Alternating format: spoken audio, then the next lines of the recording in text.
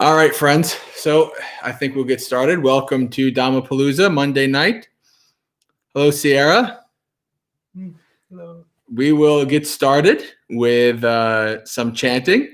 We're going to do from the Moggallāna chanting book. We're going to do 8 Great Noble Thoughts, which is a nice short one. Now, where was I here? All right, here.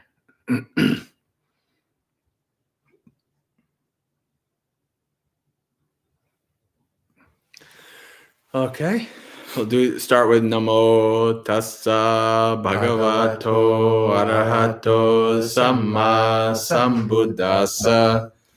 Namo Tassa Bhagavato Arahato Samma Sambuddhassa. Namo Tassa Bhagavato Arahato Samma Sambuddhassa.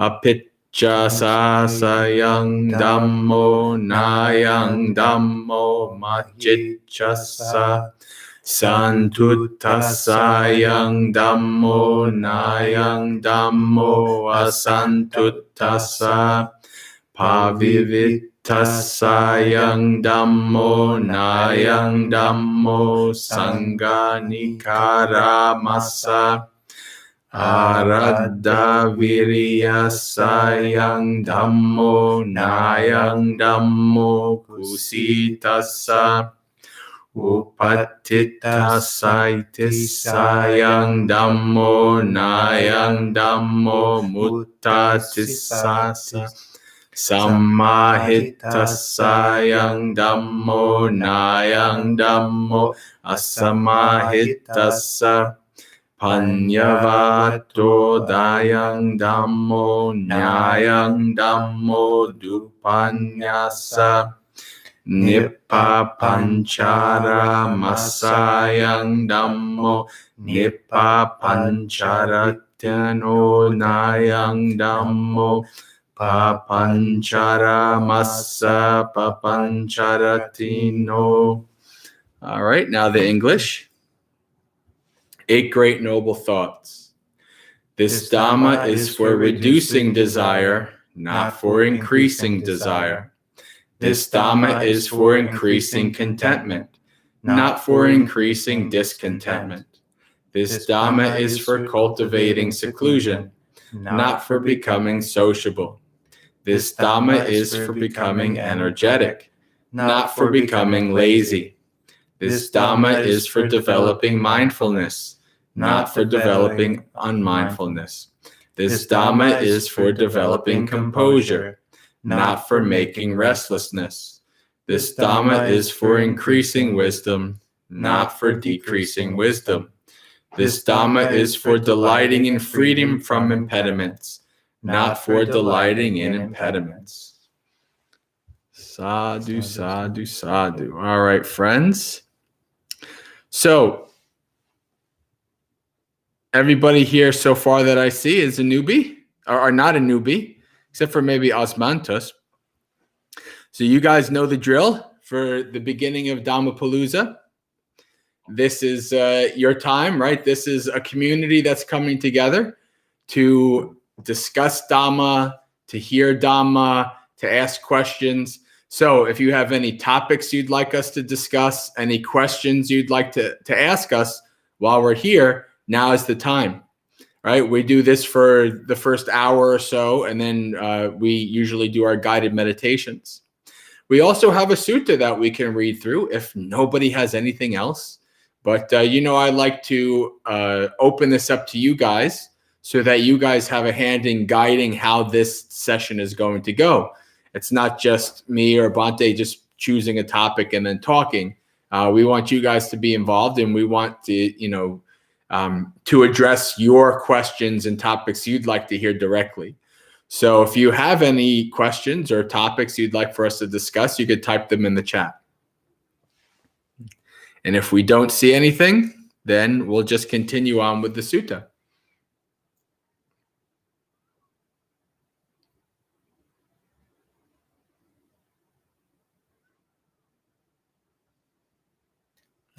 a little background on the sutta we just read? Yeah, actually, I was gonna ask if since the last couple of times I've been reading the sutta, since this is your favorite sutta, would you like Yes, to read it this absolutely. time? I Yeah. think that would be good. Yeah. So Bhante, you can talk about the sutta. Well, just it might not be easy to recognize, even if you've read through the Pali Canon, but what we just chanted comes at a very late stage in the practice for the Venerable Anuruddha. And he was struggling to attain the final stage of awakening arahantship. And part of this was he was out meditating by himself, and he formed what he called the seven great thoughts, the seven thoughts of a great being. And he was just going over it and delighting in the qualities of one who has attained awakening. And the Buddha, with his mental power, senses this, and he shows up and he's like, that's great, Anuruddha, but let me give you another list, and it's the 8 great thoughts of a noble being. And so he gave the first 7, and then the 8th one, which is noble being doesn't dwell in proliferation, or mentally just churning over a theme over and over. And so that's what we chanted, was the Buddha's set of 8. And it was a maybe a subtle or not so subtle encouragement to Anuruddha.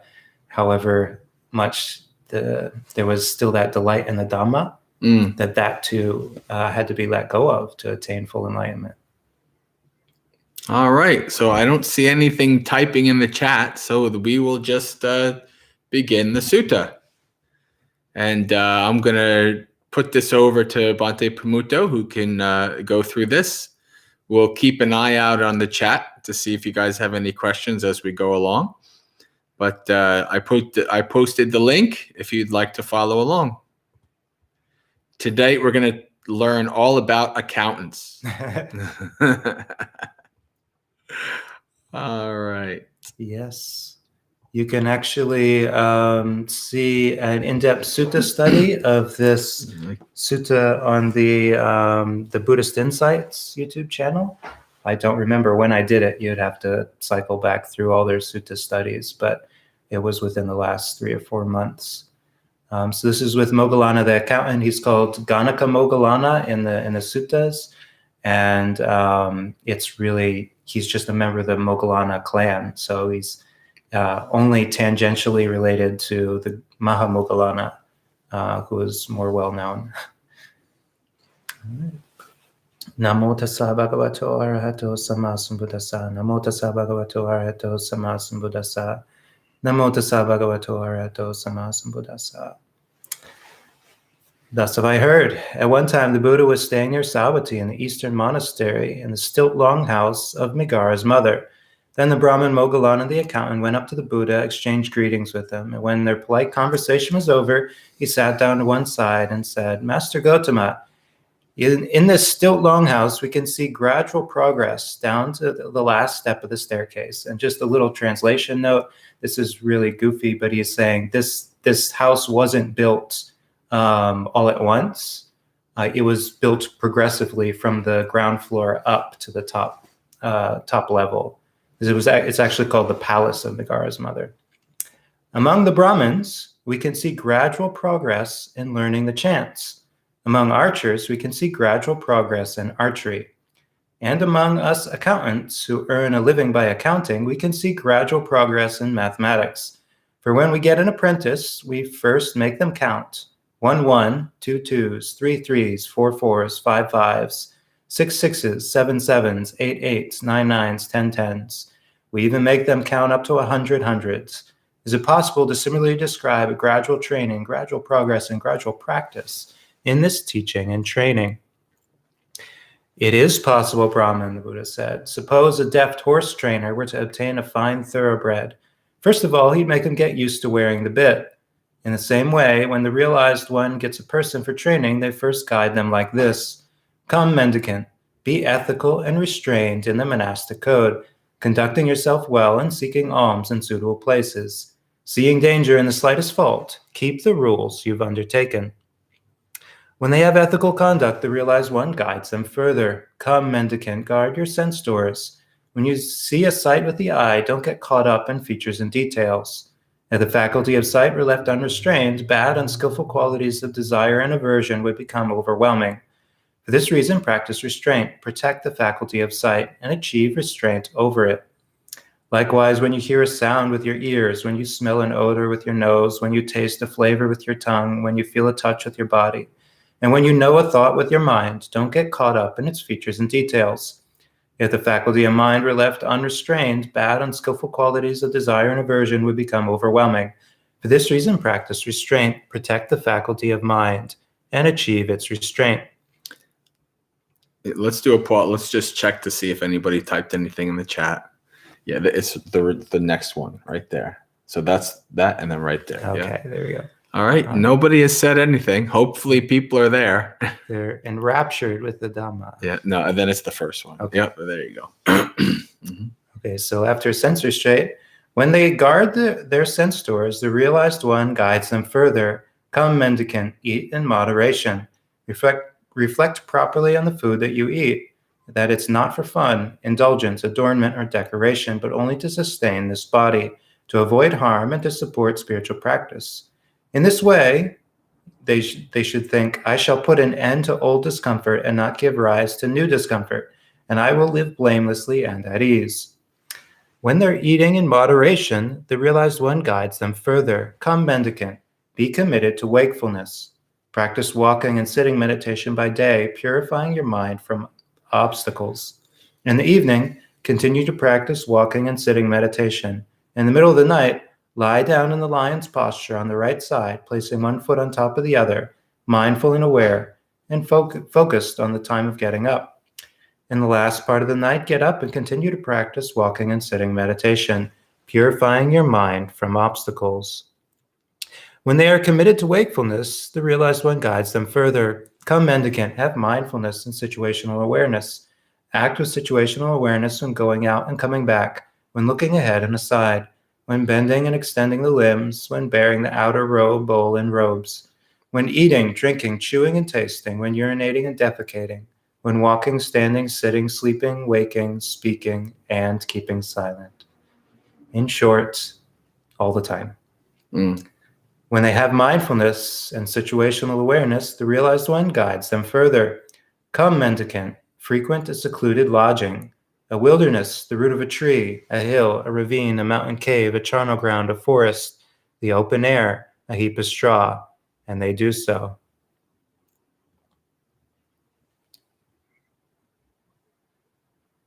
No reason to wait in asking. So we'll get to questions in the natural pauses in the sutta.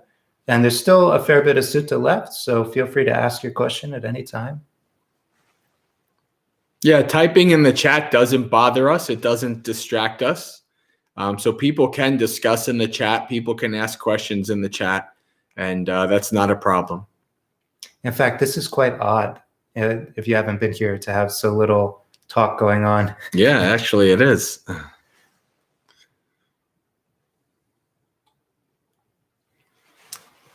Okay, so after practicing all these various steps, then it's up to the monastic. After the meal, they return from alms round, sit down cross-legged with their body straight, and establish mindfulness right there. Giving up desire for the world, they meditate with a heart rid of desire, cleansing the mind of desire. Giving up ill will and malevolence, they meditate with a mind rid of ill will, full of compassion for all living beings, cleansing the mind of ill will. Giving up dullness and drowsiness, they meditate with a mind rid of dullness and drowsiness, perceiving light, mindful and aware, cleansing the mind of dullness and drowsiness. Giving up restlessness and remorse, they meditate without restlessness, their mind peaceful inside, cleansing the mind of restlessness and remorse. Giving up doubt, they meditate, having gone beyond doubt, not undecided about skillful qualities, cleansing the mind of doubt. They give up these 5 hindrances, corruptions of the heart that weaken wisdom. Then, quite secluded from sensual pleasures, secluded from unskillful qualities, they enter and remain in the first jhana, which has the rapture and bliss born of seclusion, while placing the mind and keeping it connected. As the placing of the mind and keeping it connected are stilled, they enter and remain in the second jhana, which has the rapture and bliss born of immersion, with internal clarity and confidence and unified mind, without placing the mind and keeping it connected. And with the fading away of equanimity, with the fading away of rapture, they enter and remain in the third jhana, where they meditate with equanimity, mindful and aware, personally experiencing the bliss of which the noble ones declare, equanimous and mindful, such a one meditates in bliss. And then giving up pleasure and pain and ending former happiness and sadness, they enter and remain in the fourth jhana without pleasure or pain, with pure equanimity and mindfulness. The Buddha says, that's how I instruct the mendicants who are trainees, who haven't achieved their heart's desire, but live aspiring to the supreme sanctuary. But for those mendicants who are already perfected, who have ended the defilements, completed the spiritual journey, done what had to be done, laid down the burden, achieved their own goal, utterly ended the fetters of rebirth, and are rightly freed through enlightenment, these very things lead to blissful meditation in the present life and to mindfulness and awareness. Would you like to...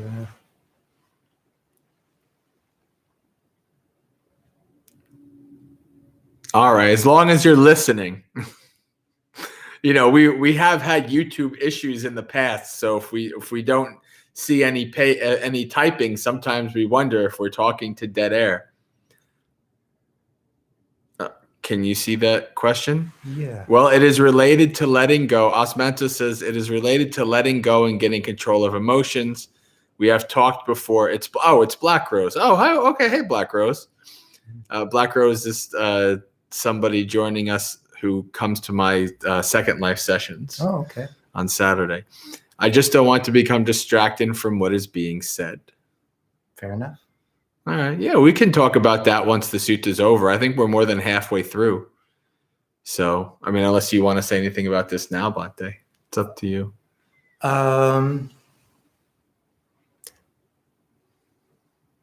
Well, yeah, just form a question or a comment, and we'll talk on it.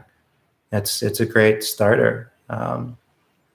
And Kevin says, I meditate in the morning, usually within an hour or two of waking. In the later afternoon or early evening, I find myself nodding off, and it's harder to meditate. Yeah, me too. Totally. The morning is a fantastic time to meditate. If you develop that habit, you get up and you get to meditate before things really get going. But the afternoon is just a very natural time. Like the body's circadian rhythm, it reaches its peak at 9 a.m. and then your energy starts to dip. So it's very, monastics often take a siesta. So does most of the world, because then your energy will gradually start to level out, after into the evening, and that's when the night owls take over. Yeah, I mean, in lay life, I literally never had an evening meditation practice. It just didn't work. I mean, a large part of it was because my job often kept me out late nights. But even so, when I would get back after long days of work and everything, I'd just be too tired and my mind would just want to kind of veg out, right, on entertainments and things like that. And it just did not want to meditate. But it loved spending getting up early in the next morning and, doing all kinds of meditation and listening to Dhamma talks and stuff before work. So it's just kind of what worked out for me. Now, what the Buddha is talking about, devotion to wakefulness, is just this, though. It's kind of cultivating this mind that when you, like Ajahn Chah says, when you want to practice, practice. When you don't want to practice, practice. It's just developing this mind that's going to say, okay, well, my energy feels low, but now's the time to practice, so I'm going to practice. And then it's like, oh, my energy feels high. Well, now's the time to practice. This is when I'm going to practice. And it also should be understood that practice is not just sitting on a cushion. The practice, just as we were saying before, when Bhante was reading about situational awareness, sampajanya, The practice is no matter what you're doing, no matter whatever you're doing, you can practice. You can practice the various factors of the Noble Eightfold Path, Satipatthana, the Foundations of Mindfulness. You could essentially practice the whole day. And so that is one of those things that is kind of overlooked a lot, right? Just because you get off the cushion doesn't mean your practice is supposed to stop. It's supposed to continue until you go to bed. And then it comes back when you wake up again. Yeah, and sort of like you were saying, like when you've had a long day, and especially when you've had a long day at like work, and you've been doing stuff that other people have been telling you to do, and you've been drawn outside of yourself, often what your mind is telling you it wants to do is just veg out. It's just turn off, not have to do anything. Sort of developing a consistency in practice. It has to start earlier in the day. Basically, even if you're going out to work, you already set in this mind state of, I can't get drawn out so much that I'm going to be wasted at the end of the day. I've got to pace myself. I've got to work through it gradually, and you start to set it patterns that say, okay, I want to have at least this much left to practice, and then I'd say do it early. Like I found that like 6:30 is a really good time before the sleepiness really sets in. It's not too early, not too late. So that would be kind of like a after work, before dinner kind of a thing, basically. Yeah. So if it's before dinner, then you're still interested. You're not going to fall asleep before dinner, right? Mm-hmm. Yeah, that's a good point. That's actually a what you call it, an underutilized part of the day, isn't it? Yeah, and it really can be a good time to sort of come to terms with your choices of the day. Like especially if you had anything with speech that needs to be worked on, you're going to feel it in the evening. Like if you said things, or you were gossiping, or you just got yourself into trouble with your mouth, often those conversations will be rattling around in your head when you go to sit down in the evening. So it's a great time to really evaluate and kind of check in with how you did relating with people. You can learn a lot about the precepts just by, instead of like, oh, I'm going to sleep on it, I'll feel better in the morning, but like stopping and saying, no, how do I feel about my choices during the day? Take 10 or 15 minutes and just go through how the day played out. That can actually lead to incredible wakefulness, like a sense of developing sati. Sati is, as Bhante was saying in a previous talk, was that on Sunday? Sati is related to memory. So if you just sit down and step through your day and decide what was in line with the precepts you've taken and what wasn't, well, your sati is going to actually start to get stronger and stronger because you're using your memory. You're going back through and you're looking at things. And that'll also develop the second factor of enlightenment. So not just sati, but inquisition into Dhamma. So that can be it's not what you would think of formal sitting practice, like I'm going to sit down, I'm going to follow my breath, I'm going to get into jhana. Instead, it's like my mind needs a bit more to do. So I'm going to take it, I'm going to apply it to this, I'm going to develop my precepts, or I'm going to develop sati, situational awareness.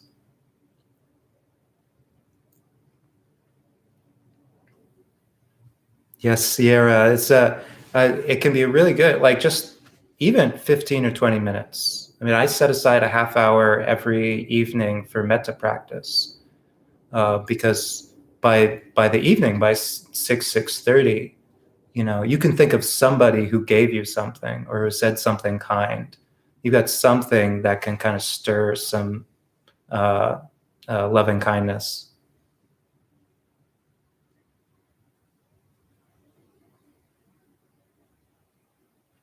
Any thoughts on? No. Yeah. I mean, that's what regret is, Adriana. The sort of like wallowing in our unskillful actions. That's actually why we take the precepts. I'd say it's nothing to be afraid of, and we all do it. And it's really, you can't get around it. Like if you misstep, if you do something that kind of fudges your sila, then you can't stop the mind from regretting it. That's exactly why we develop the precepts, because we realize that the mind is going to have guilt over something we did poorly for however long until it gets over it. And you can't speed up the process at all, really. So the quickest way out of that kind of suffering is to recognize the suffering, really, to recognize the regret and say, well, the quickest way out of this regret is to not misstep, like to develop my sila and really find better ways of doing things. And, the precepts have great guides.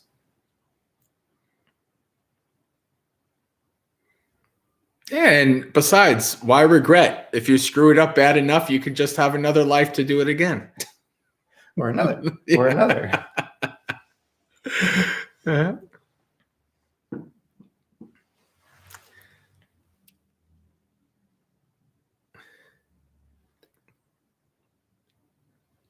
Yep, that's practice too. Just take a look at your day, develop some sati, some ability to recall. And before you know it, you're going to be able to use that sati you've been developing to recall the Dhamma during the day. Or you're going to think of how you reflected on your activities. And then the next day, when you're about to get in that same situation and say that same thing that got you in trouble, your sati is going to kick in. It could be like, wait, this leads to regret. I'm not going to say that. So why don't we polish off the sutta? Did you want to take it from here? If you want me to, it's okay. Yeah, go for it. All right.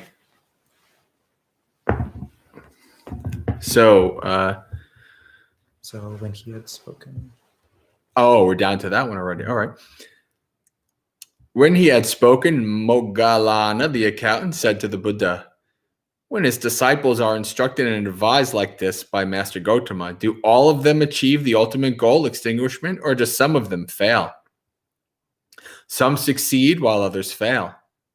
What is the cause, Master Gautama? What is the reason why, though extinguishment is present, the path leading to the extinguishment is present, and Master Gautama is present to encourage them, that some succeed while others fail? You remember, Adriana, how I always talk about I was probably a monk at the time of the Buddha? Well, this was probably me. What is the reason why some, even though you're a monastic learning from the Buddha, they still fail? So then, Brahman, I'll ask you about this in return, and you can answer me as you like. What do you think, Brahman? Are you skilled in the road to Rajagaha? Yes, I am. What do you think, Brahman? Suppose a person was to come along who wanted to go to Rajagaha. He approached you and said, Sir, I wish to go to Rajagaha. Please point out the road to Rajagaha. Then you said to them, Here, mister, this road goes to Rajagaha. Go along it for a while, and you'll see a certain village. Go along a while further, and you'll see a certain town. Go along a while further, and you'll see Rajagaha with its delightful parks, woods, meadows, and lotus ponds. Instructed like this by you, they might still take the wrong road heading west. This is before the days of GPS, right? But a second person might come with the same question and receive the same instructions. Instructed by you, they might safely arrive at Rajagaha. What is the cause, Brahman? What is the reason why, though Rajagaha is present, the path leading to Rajagaha is present, and you are there to encourage them? One person takes the wrong path and heads west, while the other arrives safely at Rajagaha. What can I do about that, Master Gautama? I am the one who shows the way. In the same way, though extinguishment is present, the path leading to extinguishment is present, and I am present to encourage them. Still, some of my disciples, instructed and advised like this, achieve the ultimate goal, extinguishment, while some of them fail.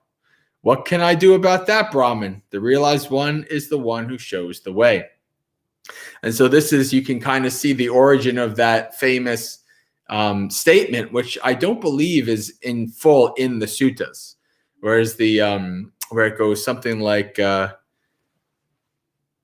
I'm trying to remember what it was, but the ending of it is only you alone must walk the path. Buddhas only show the way. And so that you can see this, you can see that very famous statement, its origin right here. The Buddha is saying, I can only teach. I could only show the way. I can't help it if people get lost on the way.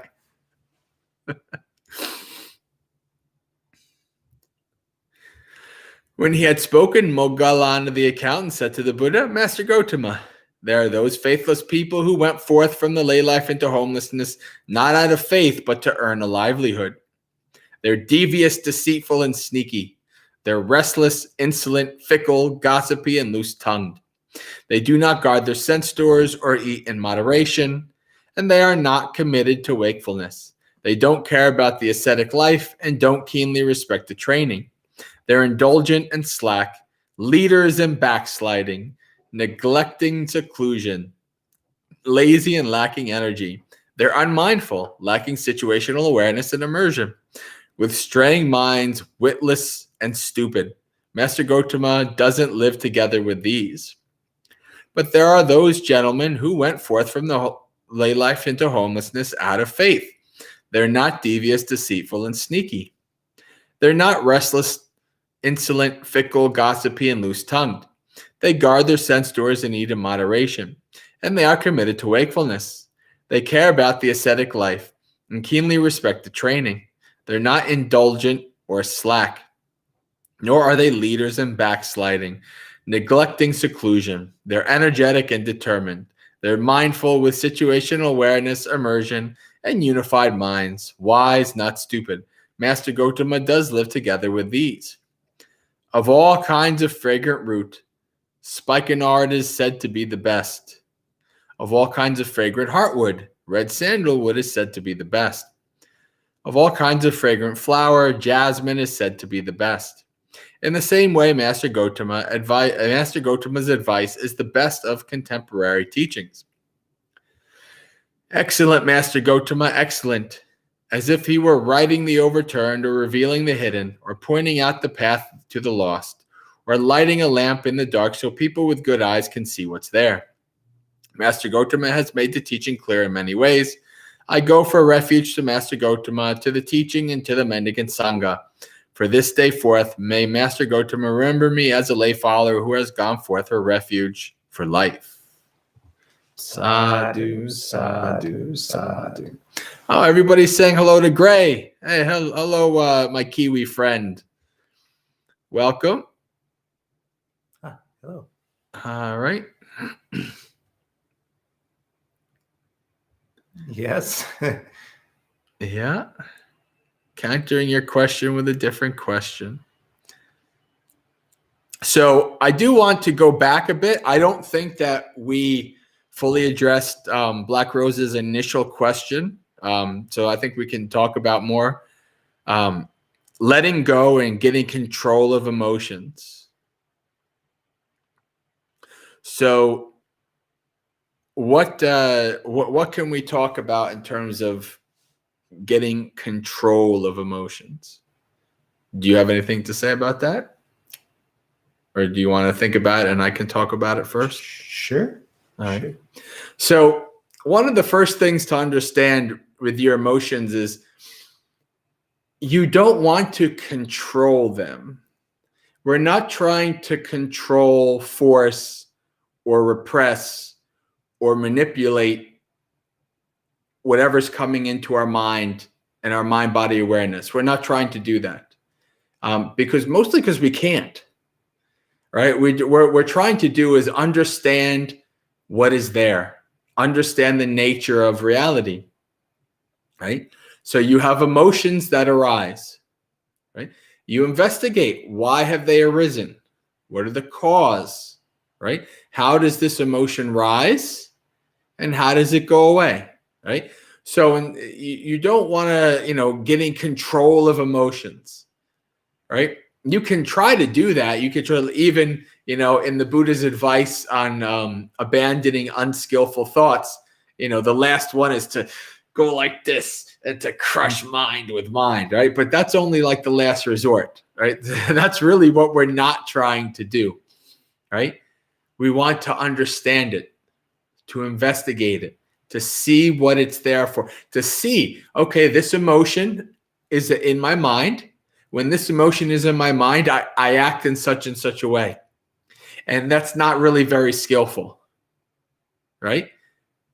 You observe that, you understand that. And then as you start to develop in your practice to understand your mind, to know your emotions, to know how things cycle through and how you act depending on the state of your mind, then you actually have the power to choose, okay, this is how my mind is right now, but I'm going to choose to not allow this to seep out to me doing something unskillful or acting in an unmindful way, right?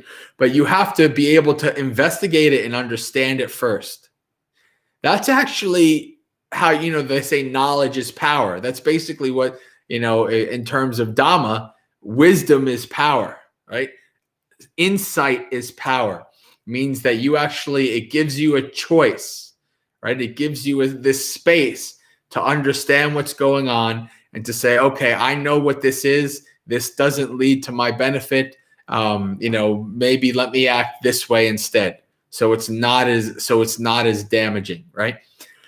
So, and this is also part of letting go, right? So if you're trying to control your thoughts, control your emotions, being able to let go of that is very hard, right? But you have to also see, okay, I really try to control and force things, but that doesn't really help, does it? Right? Every time I try to control something, every time I try to force something, it doesn't really work.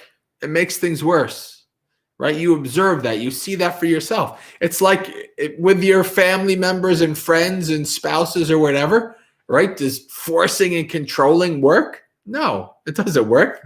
It makes people resentful. It makes people want to run away from you, not want to listen to you, right?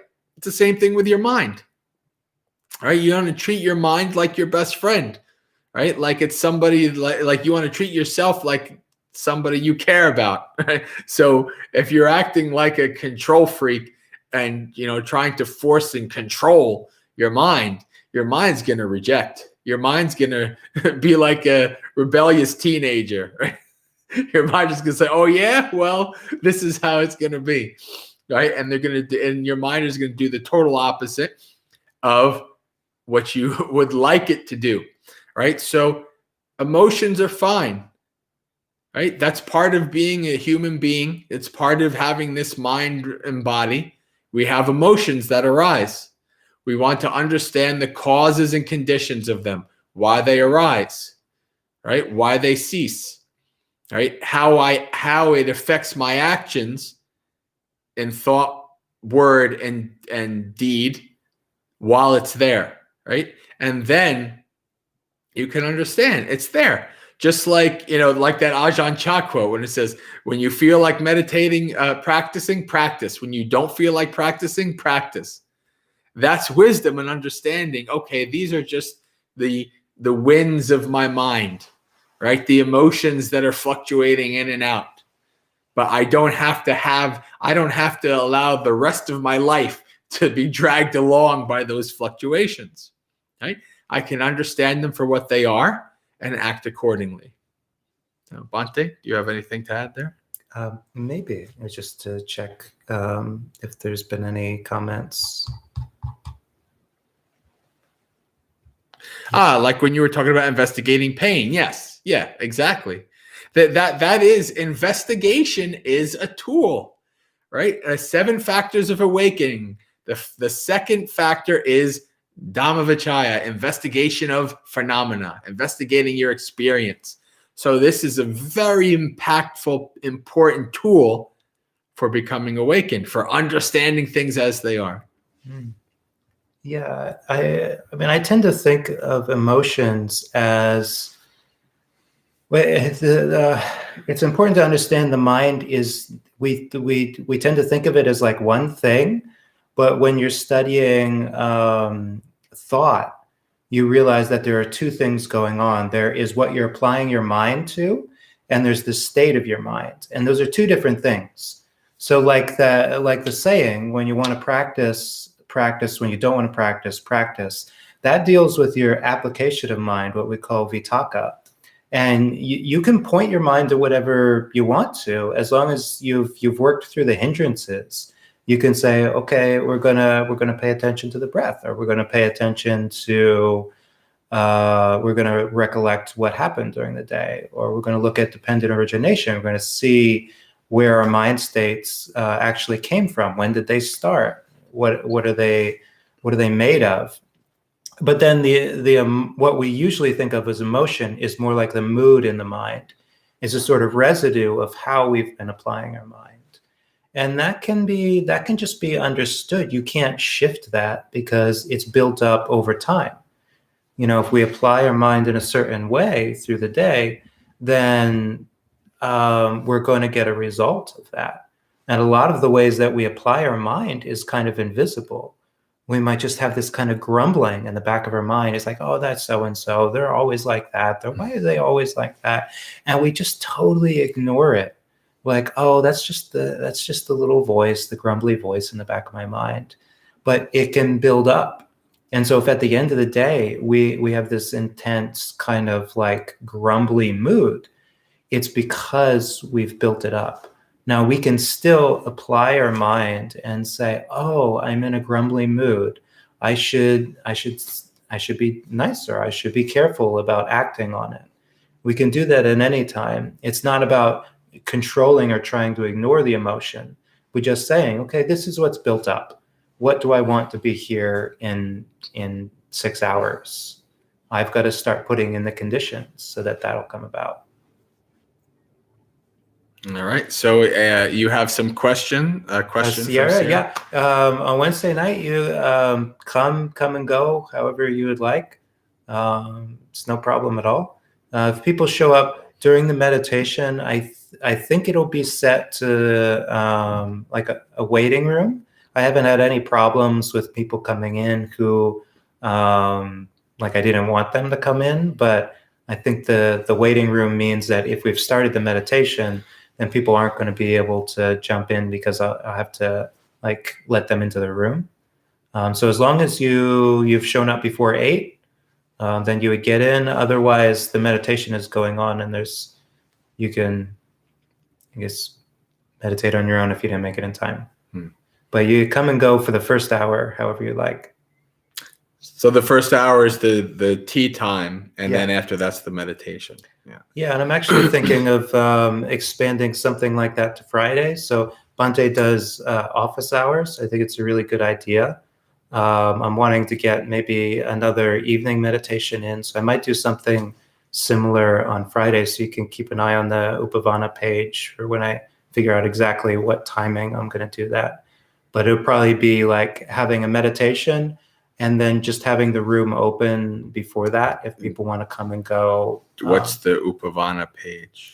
The upavana.org is where you can see the 2 Facebook. P's or 1 P? It is 1 P, 1 V, 1 N. Oh, that makes it easy. Yes. There you go. So that'll help you get connected with Facebook and all the events, and I'll put that up there. All right. So, and she also has a very good question as well. As I get more into my practice, I feel more distance growing between myself and friends just because values are changing and perceptions of the way the world works. I am assuming this is normal. Yeah. This is what happens, right? Well, and this is not just becoming a Buddhist. This is like, if you are, I don't know how old you are, but I remember this kind of time period where my friends were all starting to get married and have kids. And I had already been married when I was younger. But so like when you become married and you have kids, most of your friends are people who are married that have kids, right? It's just kind of works out that way. Oftentimes you don't really have the single people around who are, so you just kind of you're migrating to a different way of life, a different zone, and there's different people in that zone. It's the same thing with kind of getting involved in meditation and going to monasteries or going to retreats and things like that. That kind of also changes. And if you follow the precepts and you don't drink anymore, that's another factor, right? Maybe you don't, so you just are like, yeah, I don't feel like going to the club anymore. I'm going to go to the monastery instead, right? So you're essentially, your life is changing, your priorities are changing, and they're not going to match the priorities of the people that, you were not. Well, not all. I mean, that doesn't mean, you give up all your friends and say goodbye, adios, see you later. But it's just a natural process that happens, right? You want to seek more. You want to seek to be around more people who are practitioners, right? Ajahn Chah, one of my favorite quotes from Ajahn Chah is, he says, "There's no suffering like the suffering of a Dhamma practitioner. And there's no joy like the joy of a Dhamma practitioner. Dhamma practitioners are tops." And I agree 100% with that statement. I love Dhamma practitioners. They're my kind of people. And when because most of my practice was alone, right? I was the only Buddhist I knew in my daily life, and I didn't have a place that I could go to. I went online to the Buddhist Center on Second Life, right? But then once I found Bhavana, and I went there and I actually met other people live in the flesh, and I got to sit and talk to them. And it was so, wonderful to meet other people just like me. And so that's normal. That's part of any kind of change in your life, that you're moving into a different sphere, then this happens. Yeah. And it's totally okay if it's a little sad. That's another thing, like looking at regret or looking at pain. You just look at the sadness and you realize that is the byproduct of building up affection towards people. It's a natural consequence. And when you look at it that way, it's not like you wouldn't develop affection for people. You're like, oh, this is gonna have, like, it's gonna be unpleasant when things change. So I'm just going to cut off from everybody. No, you still have friends. You still like people. Mm-hmm. But when you framed it properly, you're like, oh, I'm gonna develop friends, and then it'll hurt when things change and we move apart. And then when things change and you move apart and it's painful, you can be like, oh, yeah, I signed this contract long ago. This is all right. I knew this was coming. Mm-hmm. And, it also depends on, it's also these kind of things actually test your friendship, kind of like, having to move house or getting cancer, right? Or like something like these kind of things really test your friendship, because if they are true friends, then they'll say, oh, this person is changing, and that's fine, but they're still my friend. We can still kind of get along. We don't have to do the same thing. If we're around long enough, right? If we're old enough to the point that we've seen that we could be away from somebody who was our best friend for years, and then you get together and start talking again, and it's like no time happened between, right? Like, I'll give an example from my best friend from lay life, Rafe, right? I became a monk. He's doing his, healing yoga thing in California. We kind of have different lives, right? I haven't seen him in about 4 years, but when we still talk every once in a while, and it's like coming back to, the old days in a way, right? And we support each other in our path, even though our paths are quite different, right? So that it doesn't necessarily have to mean that, you're not friends anymore, but you're just on a different path. So Adriana says all her friends down in the party lot, the party zone down there in Florida, all got scared for not the precepts for not drinking, right, Adriana? Yeah, but that one especially really turns around later in life. Yeah. I've been to Miami. That place is a 24-hour, 7-day-a-week party all the time. So yeah, I can imagine that, Adriana. Yeah.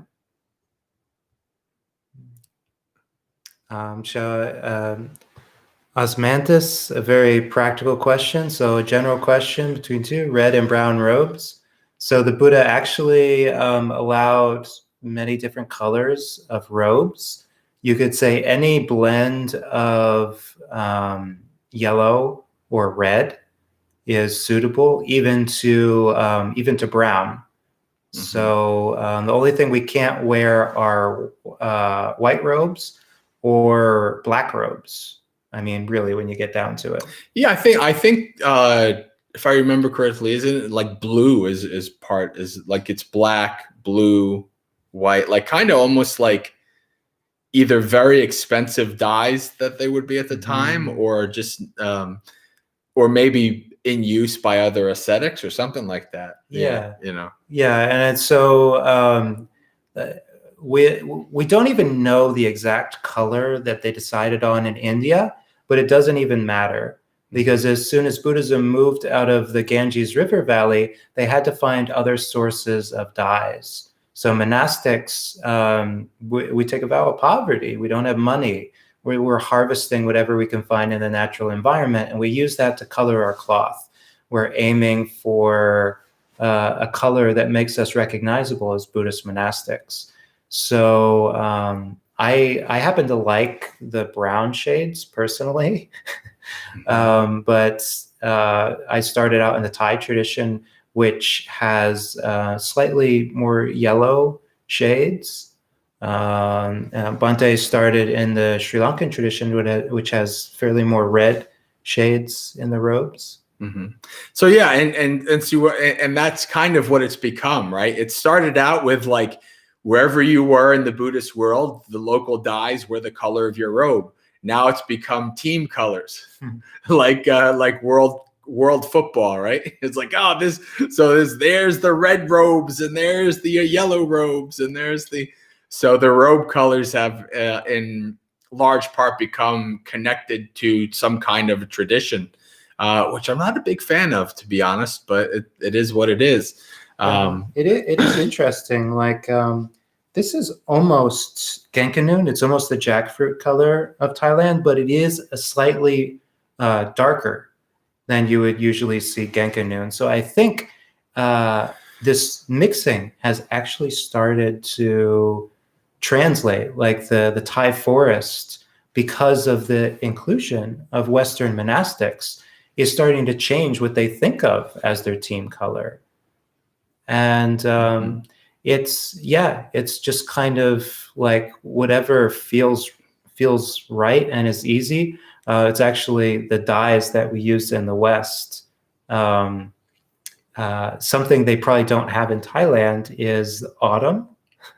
They don't have like leaves falling. But we got the color of like autumn leaves. And I remember when I'd be wandering during that time of year, people were like, wow, I just realized you always dress in autumn colors. And I'm like, yeah, there's something about that. There's something very like at home to the color. And maybe that's what conditions our sensibilities, what's available and what looks right to us. So Adriana has some questions about situational awareness. I'd like to know how you would recommend cultivating awareness during daily life. I'm still trying to find my theme, as you recommended, Bhante, but balance is still hard. Sometimes I feel like I'm either focusing too hard on what's in front of me or not hard enough. LOL. I think you got it in the last 3 letters. You got to have a sense of kind of lightness about it. I think the people who are most situationally aware don't take things too seriously. They're not struggling, but they leave that little bit of breathing room that allows us to have a sense of humor about what's going on. Mm-hmm. Yeah, that's one of my marks of somebody who I consider to be a bit more advanced in the practice, is if they've kind of gotten to the point where they're not so uptight about things. They take things less personal, and they have a little bit more fun with things. But which is what my experience, my one night experience with Ajahn, with Bhante Analio, was the same way. Here's this, who I thought was this gruff looking German monk, who turned out to be this, very lighthearted, kind monk. Funny too. So, how do you recommend cultivating in daily life? Practice. You have to remember, Bhante mentioned it, right? Sati has an aspect of memorization, remembering, recollecting. You can't be mindful if you don't remember to be mindful.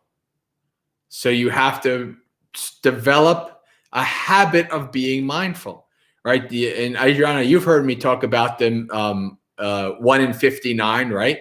Or sometimes I think Bhante Rahula calls it minute mindfulness or something like that, where you're going through the day and you make it so that you try to have the last minute of every hour throughout the day that you just stop and you pause, right?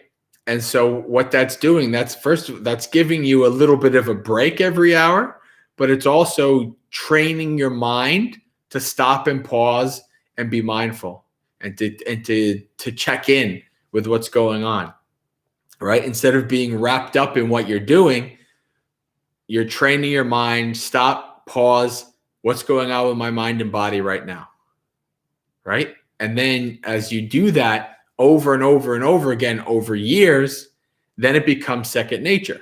Like Bhante was saying, how mindfulness will come, right? It'll just pop up and say, hey, be mindful, right? I mean, you've probably heard my story about that many times, the people who've heard me talk enough, right? So that is the case, but it has to start, it's building a habit. It's remembering to be mindful, right? You have to remember to be mindful. So you have to build up the memory, build up the habit, build up the muscle memory, the mind memory of being mindful. It takes time. And something can also be said about daily life. Often we tell ourselves that our lives are hectic and it's unavoidable, or that they disturb our mindfulness. There's something really to be said for cultivating a life that doesn't disturb your mindfulness. Like actually taking stock of the things you do and what kind of effect they have on the mind. And that is at the crux of like the monastic training, is basically freeing ourselves of the duties and responsibilities that would like a job or a family that would really necessitate we have to drop our mindfulness and do things for some sort of external goal. See what things in your life are like that, and how can you mitigate them. The minute of mindfulness can be one way. You're like, okay, I've got to do this thing for this school project. It's totally going to leave my mindfulness in shambles. Well, okay, then I have to bracket it. I have to start with some mindfulness. I end with some mindfulness. I have to know that there's going to be this activity. And the more that we kind of look at that, the more we start to take stock. And it's like, well, this one activity that I'm doing here is going to disturb my mindfulness. Or this time that I spend transitioning between these two activities, I could do it mindlessly and in a rush to get where I'm going. Or I could just slow down. I could cut out one thing, not be rushing, and spend that whole time getting up some mindfulness for the next task. And we actually begin to structure our lives for mindfulness, and then it'll come a lot easier. Okay. All right. Well, I think it might be time for guided meditation. Okay. And for Bhante to make his exit, as he wants to. I'll be stepping out, so Adriana knows what it's like going through a treatment, as I've been doing. So she knows if I say I'm a little under the weather, then she knows exactly what that's all about. So Adriana is a very normal and you really can take it easy on yourself when you're getting better from a sickness. So I will leave you all to your meditation. I hope you have a good night. All right. Thank you, Bhante, for being with us as always.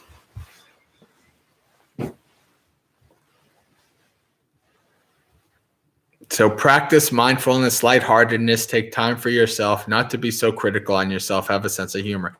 Yes. Although, again, those are things you can't technically force. Those are things that arise from the practice. You can do your best to try to be that way. I mean, so, to make that part of it. Whoop, there goes the lighting. All right, good. But what we're saying is that it is a natural. The lightheartedness doesn't come because you just said you decided. It's a natural way of letting go of your, everything, taking everything so personal, right? Like it doesn't. It doesn't bother you as much as it did in the past, right? And somebody says something, somebody does something, it's very lighthearted, just very, yeah, this is the way it is. This is the nature of Dhamma, right? As opposed to kind of just trying to fight everything all the time. That's exhausting. That's absolutely exhausting, trying to fight everything all the time. And it doesn't really get you anywhere. Letting go gets you a lot more peace, right? And so that's what this is for. That's what it does. The practice allows you to let go, not take things so personal, be much more lighthearted, much more peace. And then because you've let go of such a burden, right? We're at the end of the sutta, they've laid down the burden. The more of your burden you let go, the more lighthearted and happy you feel. That's the way it is. What do they say? It's an inverse proportion, right? The less your burden, the higher your happiness. That's the way it goes. Yeah. Okay, friends. So let's do our guided meditation. So, is that because there's less of an identity self-feeling, so you don't take things as personal as your practice progresses? Basically, so I'll give you an example, Sierra, because Adriana and crew have heard this a billion times, but I don't think you've heard this. So just before we get started with the guided meditation, I'll give you an example of what the practice does, right? So when I was a layperson and I was going to Bhavana for retreats, I had been a meditator maybe 7, 8 years by that point. 7 years. I had been a Buddhist a couple years. And I had already started to kind of develop insights into not self, right? And I was at a metta meditation, a metta retreat at Bhavana with one of my favorite monks in existence, Bhante Silananda, right? And I'll give you a little hint about myself. I do not like guided meditations. Guided meditations agitate me. I don't know why. It's just the way it is. The only guided meditation that ever makes me calm and peaceful is my own, which is dangerous because then I end up going into deep states. Either I go into deep states or I start falling asleep while I'm supposed to be guiding you guys. But that's an aside. So I was at this guided meditation and I'm trying to bliss out and throw out all of my metta, visualizing the whole world. Everybody's getting my metta.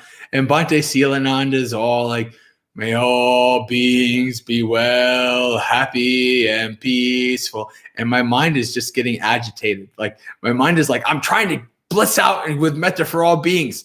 So be quiet. Right? And then as I'm doing this, as I'm, doing the guided meditation and I'm just doing my thing and I'm practicing. And then I had this impulse. See, I'm a visual person. Like I think in visuals. Like, so if my mind wants me to do something, it doesn't say, there's not words. it's actually an image, right? So my mind is basically showing me an image of what it wants to do, right? So as I'm trying to bliss out, I'm simultaneously blissing out in metta for all beings and getting agitated by Bhante Silananda's guided meditation. And this impulse, this image came into my mind of me getting up, going up to the front of the meditation hall and punching Bhante Silananda out. Right? Now, think about what would the average person's reaction to having that come into their mind be? Right? Oh my God, I punched out a monk. Oh my God, I'm such a horrible person that I would want to punch out this monk. Right? You know, this kind of like guilt and this shame. Oh no, I can't believe it. I don't want to punch out this monk. Well, I'll give you a hint to what my mind was. I had to physically stop myself from bursting out laughing in a meditation hall of 40 people. because when I observed that impulse arise, it was so funny and so absurd, right? And I didn't take it immediately as me, as mine, right? As myself. It just was an impulse that arose. And so I laughed at it. I said, oh, this is great, right? Look, and even, I mean, we're talking about 9 years later, 7, 8, 9 years later, and I keep using it, right, as an example, because it's such a good example, right? It's an example. And I thought, oh man, my mind, like if this was like 3, 4 years ago, I would have felt bad because I was like, oh, Buddhist monks are really nice, kind people, you know, like I don't want to punch them out and things like that, you know? So that's an example of of this kind of lightheartedness, right? It's like, oh, okay, this is silly. The agitation arose, and then this part of my mind, you know, that wants to just go boom, you know. There's a part of your mind, even though I've been meditating for so long and I have lots of metta and lots of peace, I'm not awakened. I still have anger in me. I still have agitation. So there's a part of your mind that will come out and will think, this is a problem. How do we get rid of this problem? I know, we kill that person, right? Or we knock them out. We do something like that. Like there's what do you call, like the lizard brain of your mind, right? The part of your mind that doesn't like think about morals and laws and rules. Like, we just, let's take this person out, right? So that part of your mind just arises, right? And if you realize, oh, okay, well, you know, this doesn't mean I'm a, you know, murderer. Like I want to go kill people. It's just this, your mind is just, you know, the other part of your mind is like, okay, come on. No, we're not just going to go and start killing all these people that we get annoyed about. This is not the right, you know, what is it, like the super id and the ego and the super ego, whatever. But the lizard brain and the, so, you know, this is part of what being a human being and having this mind is. Yeah. So this is that's an example, right?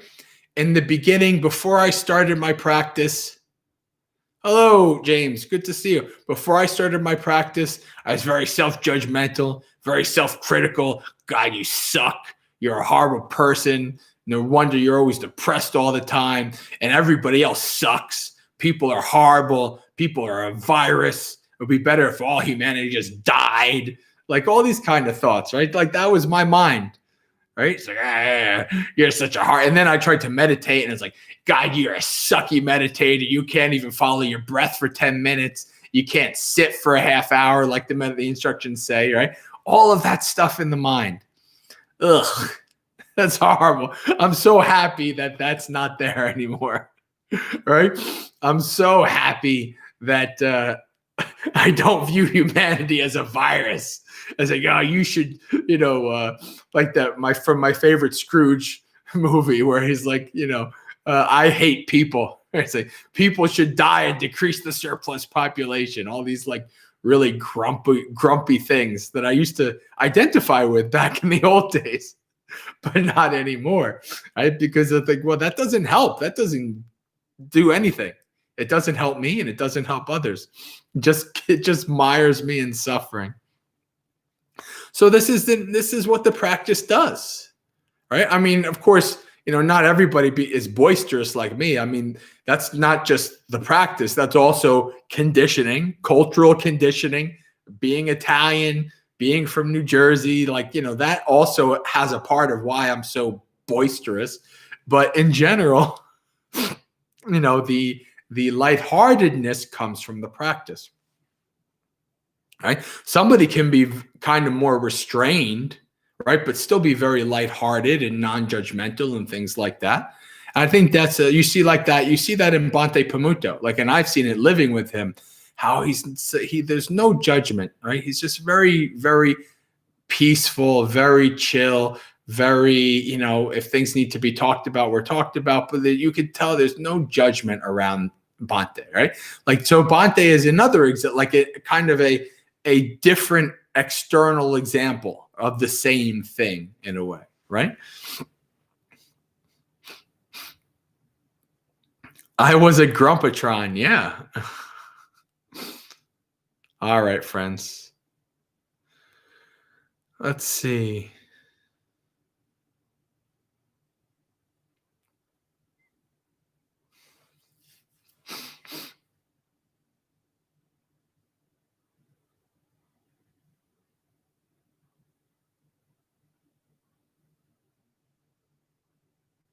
Amazing to see how the Dhamma is realized. Yep.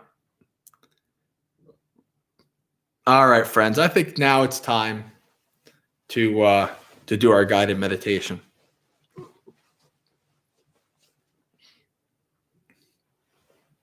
So whether you're in a chair or sitting on a cushion, take a little bit to put yourself in whatever position is comfortable and stable for you.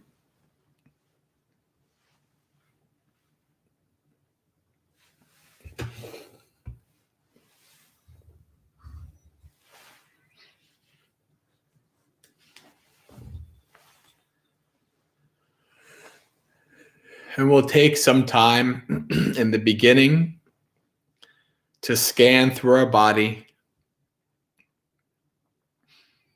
We do this for two reasons. To start to bring our mind's awareness from the external to the internal, this body and mind. And also to set our body up in a comfortable and stable position so that we can park our body and not have to worry too much about it as we practice, with less pain and issues.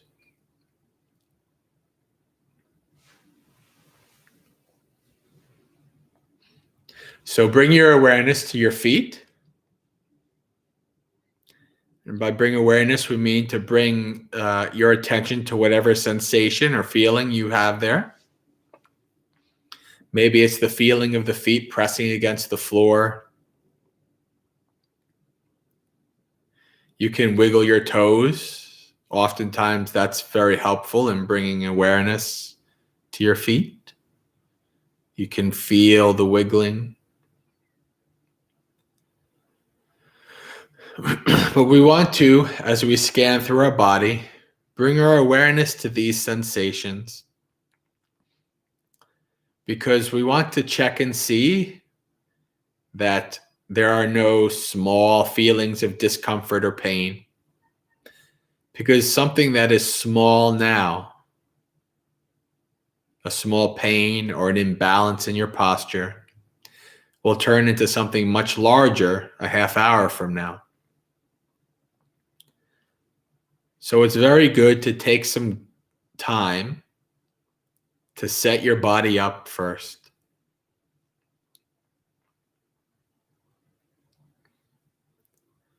Bring your awareness up through your ankles to your calves,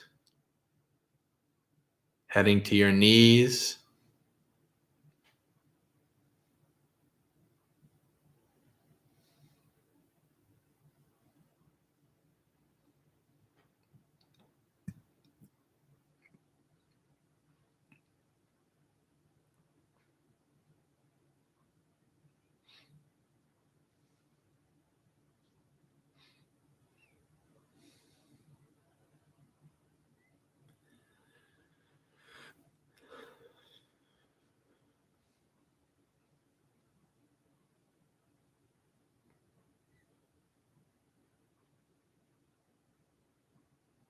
If you're sitting in a chair,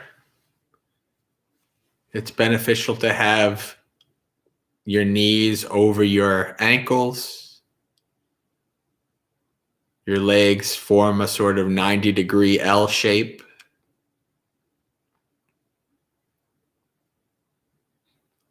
If you're sitting in a cushion, your knees are also even more important.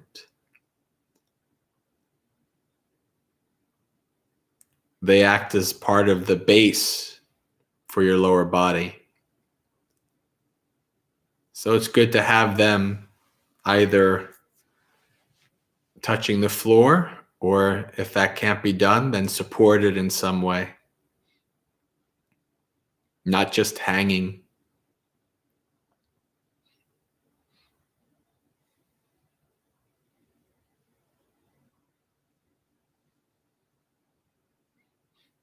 Bring your awareness up through your thighs.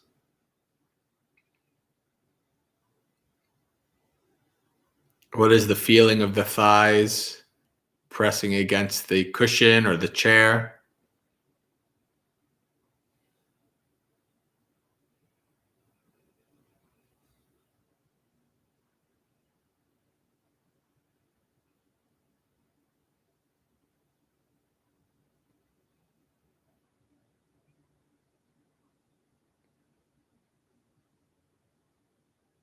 You can also check to see if you feel the hips being stretched,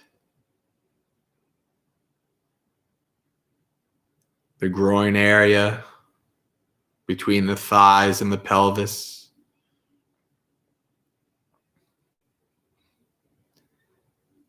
If you're sitting in a cross-legged position, stretching this too much for too long can lead to pain.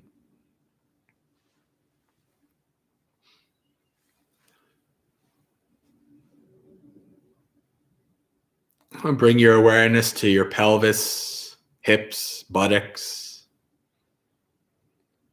If you're on a cushion, you want to make sure that the buttocks is evenly distributed on the cushion, that the hips and pelvis are positioned in such a way that supports the upper body's posture, not in a way that is going to make the upper body lean or slouch. The lower body acts as a firm foundation, just like the foundation of a house.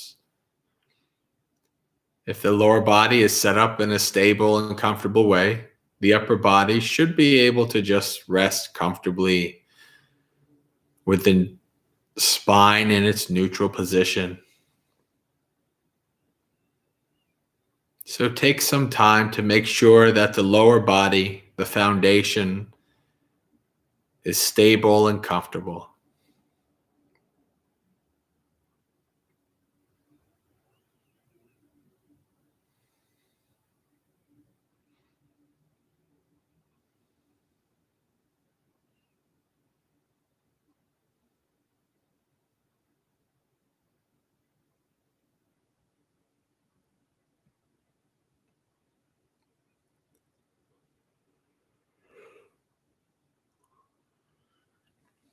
When you're done, bring your awareness up into your upper body, to the abdomen, into the chest. Check to see that your spine is not elongated or stretched unnaturally, but just in its neutral position, resting comfortably on the foundation of the lower body.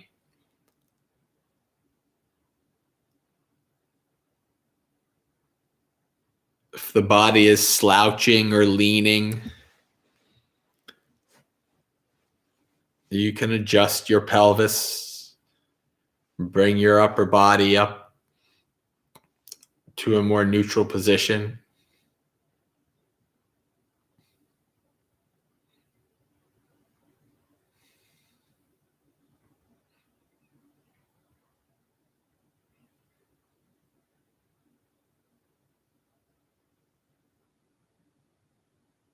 Bring your awareness up to your shoulders.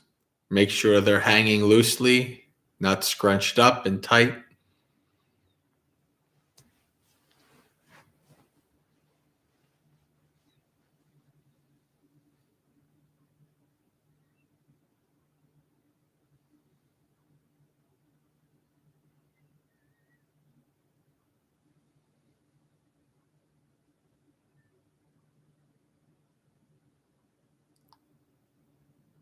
Move your awareness down through the elbows to the hands,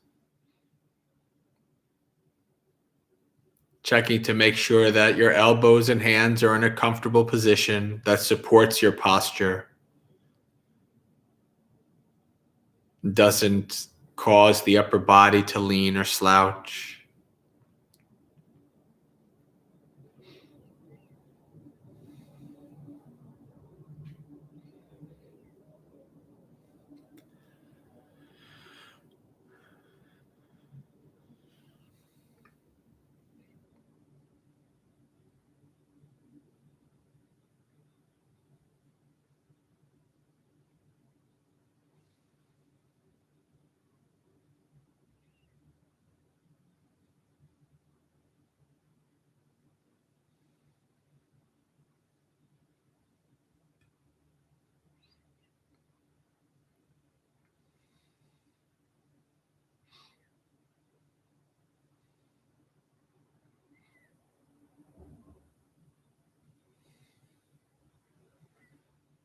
And finally, bring your awareness up to your head.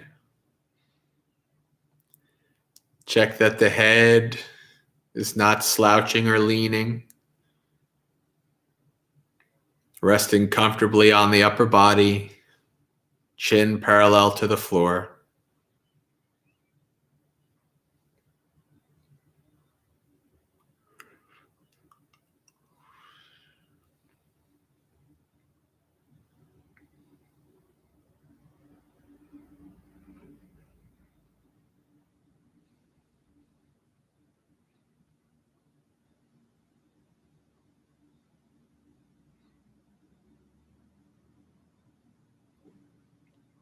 And once you're done setting up your body in a comfortable and stable position, let the body go and take 3 deep breaths.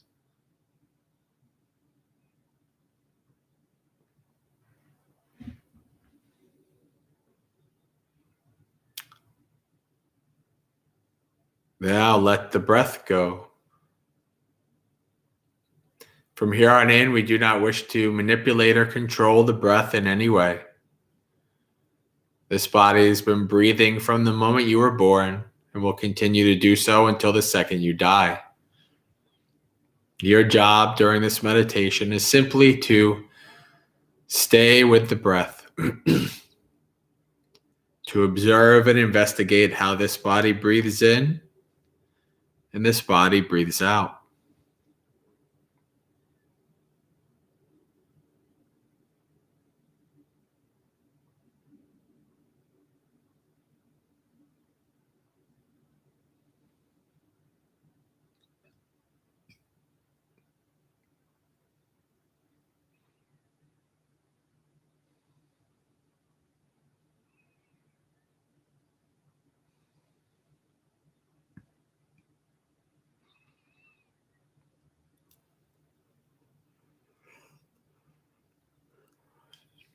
You may find most prominent the air coming in and out of the nose, at the nostrils. If so, you can put your awareness on that feeling. If not, that's okay.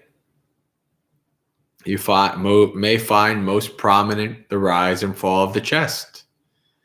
You can put your awareness there.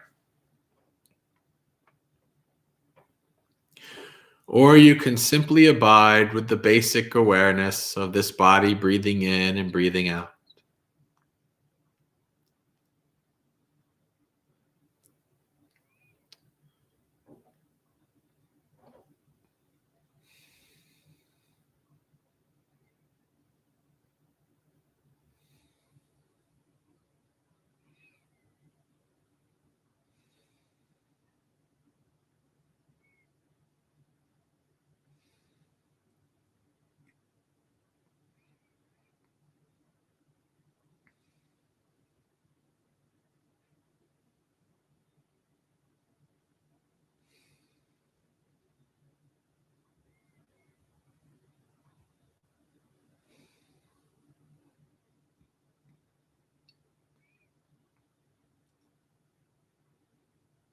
Friends, we come to this meditation with many responsibilities, worries, and burdens.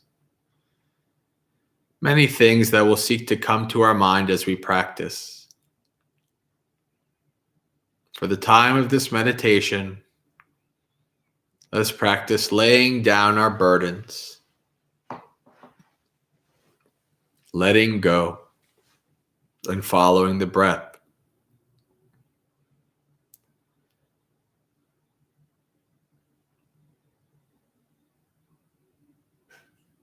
Our whole world is on our shoulders. Family and friends, work and school, a heavy burden. Lay that burden down for the time of this meditation. There'll be plenty of time to pick it up later.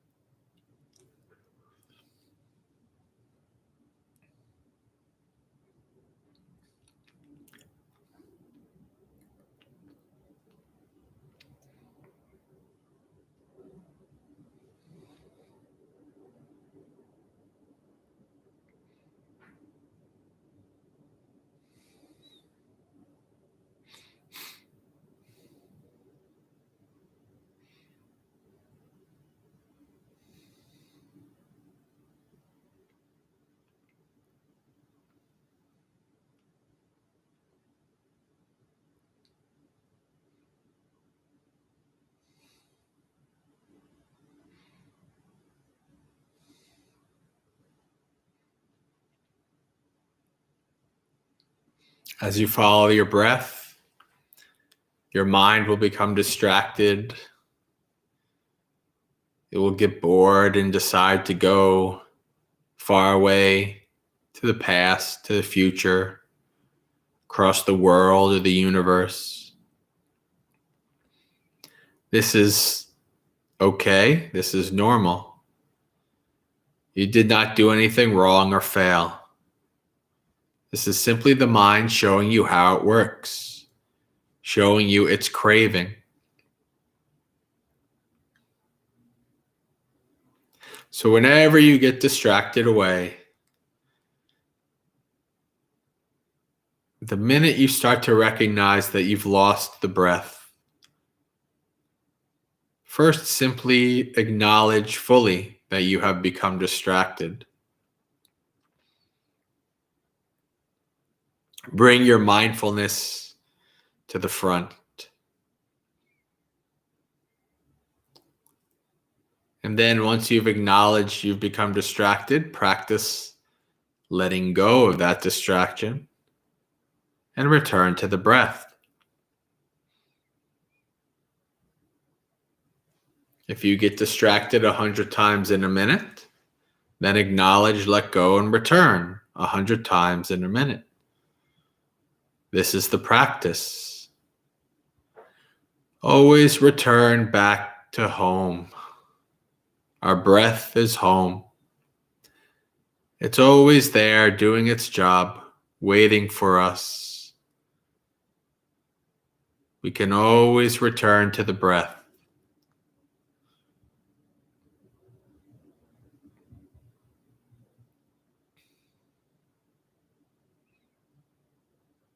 Acknowledge, let go, and return over and over.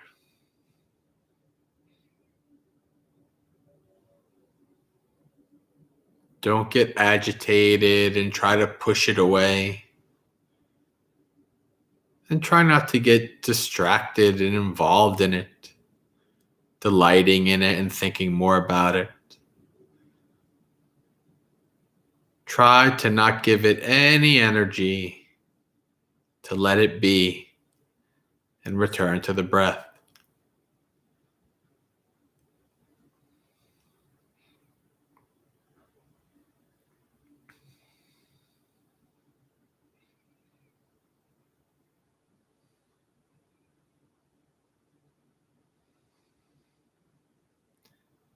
Once you've let it go, you might start to see how it continues on for a little bit and then ceases.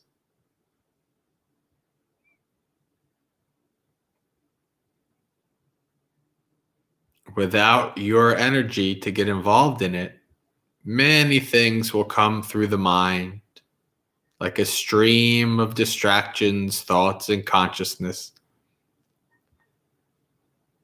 all while you're peacefully following the breath.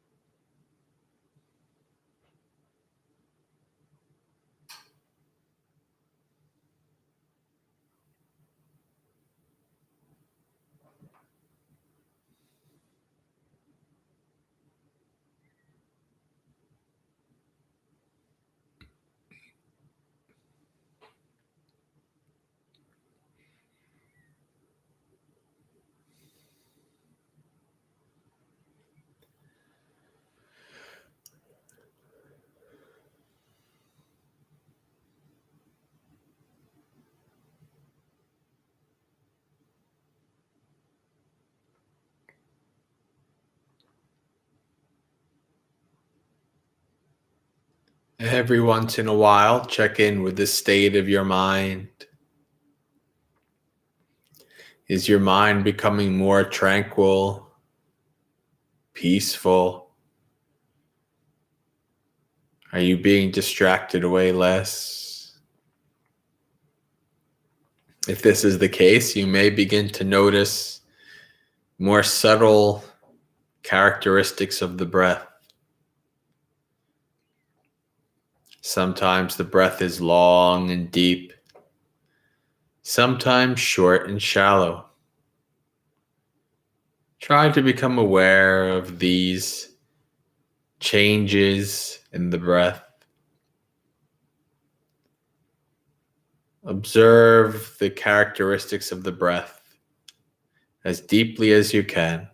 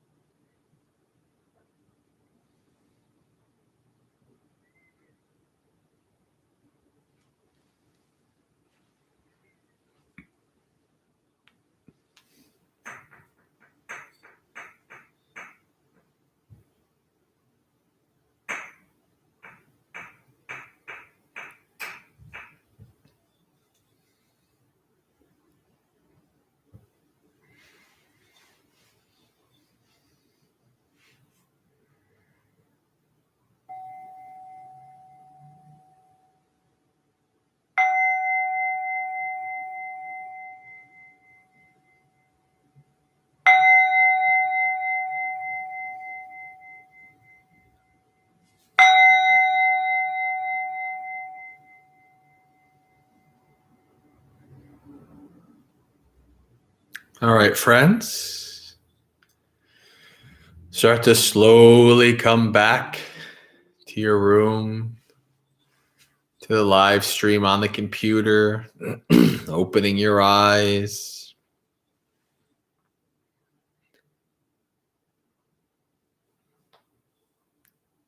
And indeed, Chris, you did come right smack dab in the middle of a meditation. Your timing is impeccable, my friend.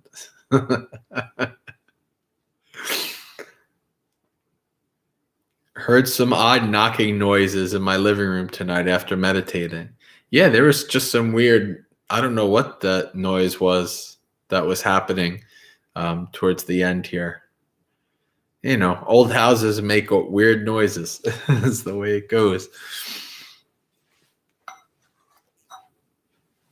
Okay. So we are in the last 15 minutes or so. If you have any final questions, any final topics to talk about, we can do that. And while I'm waiting for people to type, we can continue to go through the verses in the Samyutta Nikaya.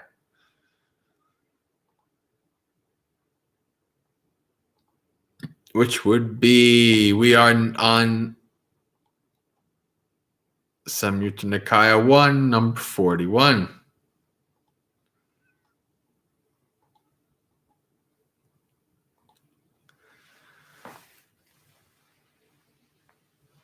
Daniel, thank you, Bante. I'm glad none of us punched you in the face. Yeah, you can. That can come into your mind as much as you want, but please don't actually do it.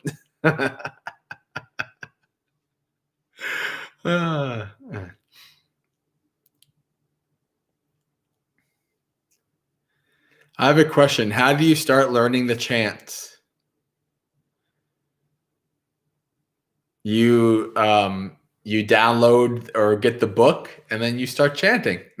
That's it.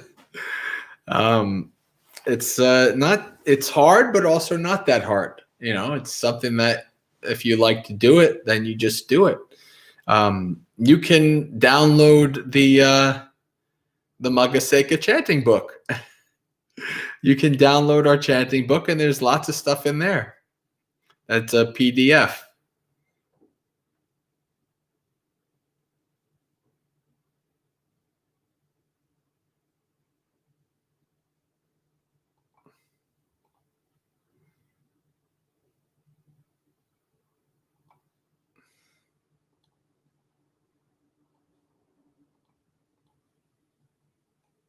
Here it is.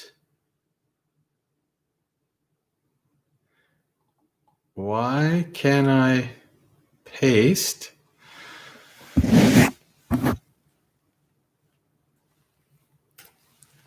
There you go.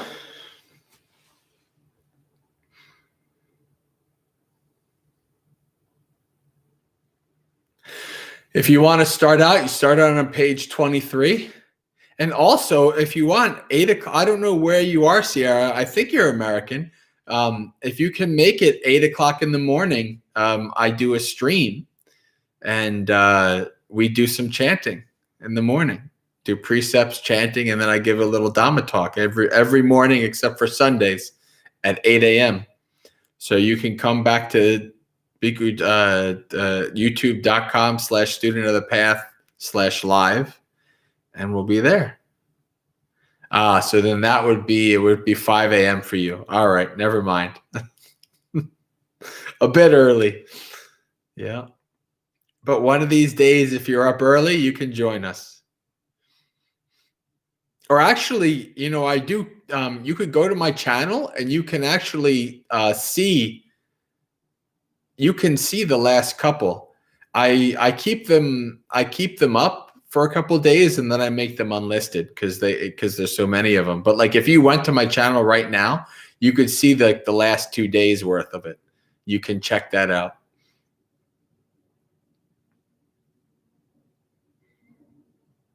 Or if you subscribe to the channel, you know, click the bell thing and all that, then it'll send you an email and you could have that link. And so you could see it after when it's not live. So question here. Could you, Chris, you're killing me. We don't have enough time to discuss how the ignorance is the root of all suffering.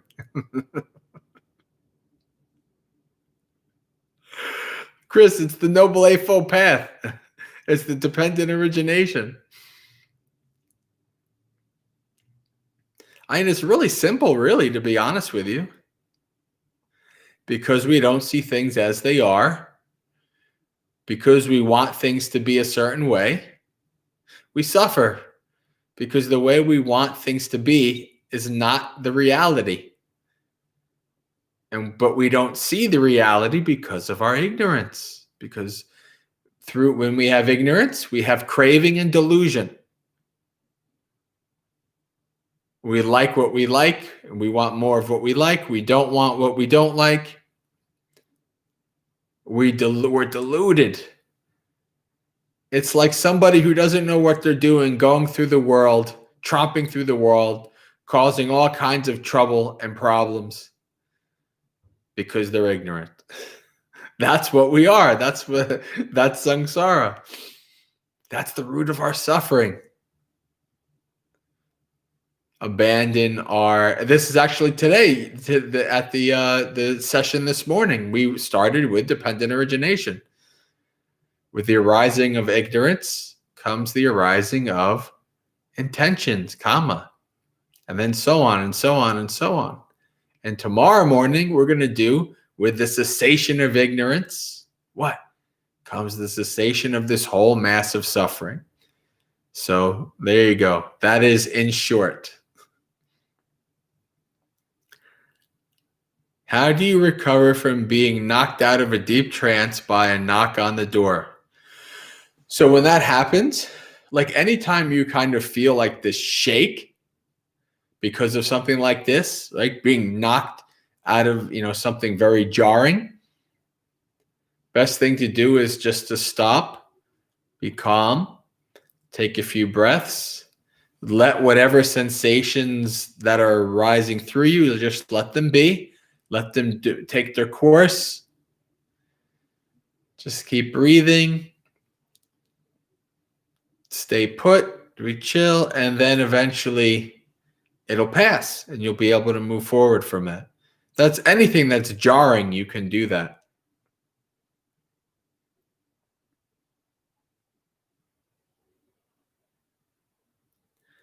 A good place to start. So page 23, Sarah.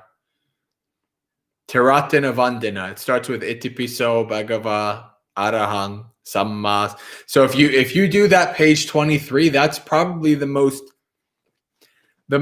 commonly chanted of everything in existence in Buddhism. Page 23. The first couple paragraphs.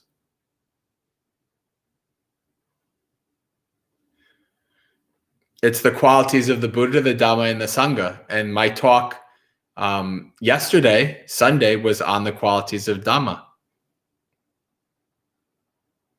Directly visible, unaffected by time, calling one to come and see, leading onwards to be realized by the wise. That pretty much sums it all up.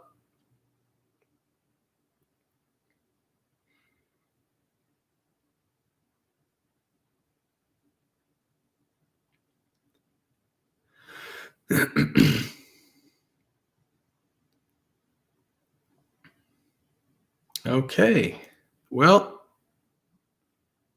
that brought us to almost the end. I don't see anything else in the chat, so I think we can do our sharing of merits.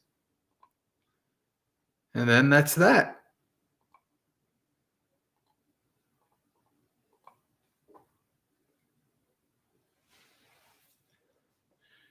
Dukkha patta chane dukkha, bhaya patta chane bhaya, soka patta chane soka, hontu sabbe pipaniyo, ettavatta cha mehi sampadang punya sampadang, sabbe deva anumodantu sabba sampatti siddhiya. Akasatta chabumatta deva naga mahiddika punyang tang anumoditva charang rakantu sasanang. English. May the suffering ones be suffering free, and the fear-struck fearless be. May the grieving shed all grief, and may all beings find relief. May all beings share this merit that we've thus acquired, for the acquisition of all kinds of happiness. May beings inhabiting space and earth, devas, nagas, and yakas of mighty power, share this merit of ours. May they long protect the Buddha's dispensation. Sadhu, sadhu, sadhu. Okay, friends. So we come to the end of our Dhammapalooza. And just to give you guys some of the heads up, I will be here at the Vihara in New York City for at least another month. March 1st, I'm going to be leaving. And then I'm going to be down, I'm going to be in the mountains once again. After 4 months in New York City, I'm going to be in the farm. Ah, yes, Eli. Yes, you made it right in time for the end. But it's okay. This is public, so if you can watch it anytime. You can scroll back and see. So then I'm going to be at the farm, probably March and April. I should be able to be doing Dhammapalooza on the farm. So we should be able to continue with that. We'll see. But in addition to this, we have, I do a session on Second Life every Saturday. If you use Second Life or you know what that is, you can join me at the Buddha Center. We have our Sunday sessions on our Discord channel, the Sangha. If you consider yourself a Theravada Buddhist and you like to study and live by the early texts like the Nikayas, then it might be a place for you to join us. It's a wonderful community. A lot of you are from it, actually. Chris and Adriana and I don't know who else, James.